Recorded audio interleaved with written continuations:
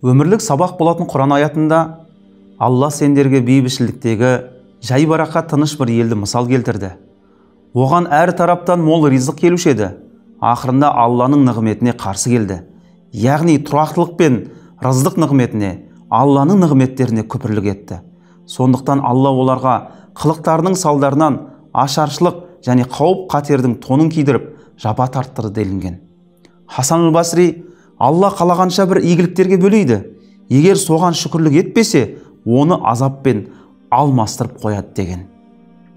Алла тағала «Уақалилу мин ибадия шакур» құлдарымның ішінде шүкір етушілер өте аз дейді. Бірде Хазіретті Омар ибн Аль-Хаттаб радиаллаху анху бір адамның «Уа Алла, мені сол аздардың қатарында қыла көр» деп дұға жасап жатқандығын естиді. Бұл қандай дұға деп сұрайды. Дұға жасаушы болса, Алла тағала құлдарымның ішінде шүкір етушілер өте аз демеді ме?